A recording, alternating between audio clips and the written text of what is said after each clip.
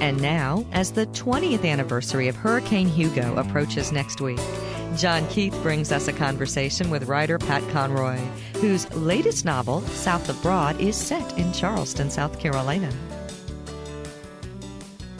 Let me start out by saying thank you, and tell me about the anniversary of Hugo and the timing of South of Broad. Any connection, any correlation? No. Anytime I write a book, I turn it in when it's finished. I am incapable of looking toward an anniversary of anything. So it's just... And is there an anniversary coming up? 80? Yeah, there is. It's coming up. In fact, it's in the state paper. They're replaying all the pictures and interviews. That's amazing. Yeah. No, that's a complete and utter accident. Okay. Well, that was a good accident. Great accident. Very good. Didn't know it. Now, let me ask you, why south of Broad? Why not north of Meeting, east of King? Tell me more about that. South of Broad is something that represents something to every South Carolinian. And my English teacher, Gene Norris, took me to Charleston for the first time. I was 15 years old, and what Gene loved to tell you, he loved to go antiquing. And he would tell my parents that he was going to take me rambling.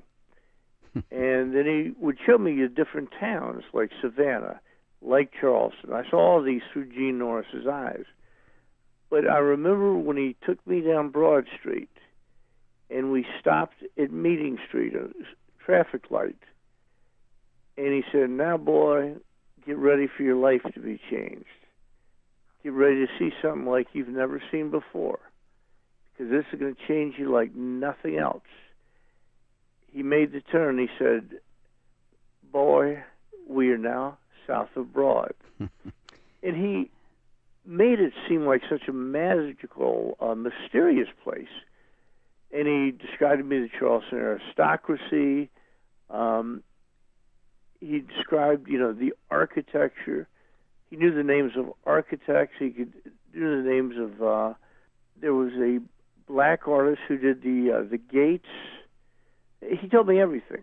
Took me by Elizabeth O'Neill Verner's studio, and he was the first person that infused me. And what I've noticed is it's sort of a state of mind. South of Broad is something that exists in actuality, but exists more as a state of mind. You still remember that tour and that day out with... I remember, I can take you down today. That's amazing. When did you figure out that you had an ability to paint word pictures in such detail? It probably started about that time. Okay. Gene Norris was the first person, besides my mother, ever to tell me I was going to be a writer. Did it just click one day, or... Well, it certainly clicked that year. And that's the year I started writing poetry. I think I made my first attempt at a short story. But Gene was very, very good. I had a series, like a murderer's row, of English teachers, starting my sophomore year in high school and continuing all the way through the Citadel. And you say murderer's row. Just great teachers. Okay. One after another after another. They were wonderful. And they picked up on a talent that you had, I'm sure. That this guy, this kid's gifted. I always wrote differently than anybody else. And I remember not knowing that, specifically, because I moved every year. But I remember writing the first essay in Gene Norris's class. And I wrote mine, and I never had to struggle with it. Gene used to, make fun of me, because I'd write them quickly, hand mine in first. And he'd say, "Work on it, boy, make it better."